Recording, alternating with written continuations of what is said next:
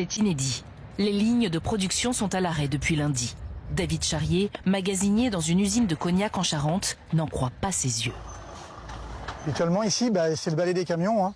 Il y a soit les camions qui partent avec les produits finis, soit c'est des citernes, soit c'est des transporteurs qui nous livrent des matières sèches. Là, il n'y a rien, 0 camion. C'est à l'arrêt total. Cette maison de cognac, numéro 3 du secteur, a dû stopper l'embouteillage. 2/3 des salariés ont été placés au chômage partiel.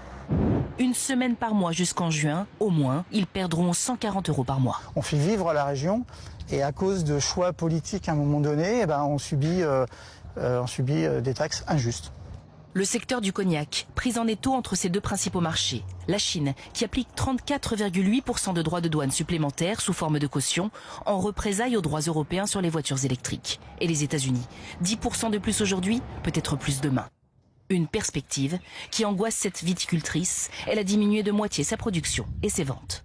Si en plus de la Chine, les États-Unis nous taxent, on va perdre 70% de notre marché. On envisage d'arracher environ 2,5 hectares, donc c'est l'équivalent en fait de cette parcelle. Toute la filière appelle à l'aide. On est à moins 53% en moyenne par mois de baisse d'expédition.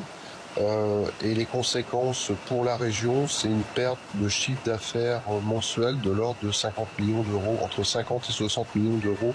Cette guerre commerciale menace 70 000 emplois.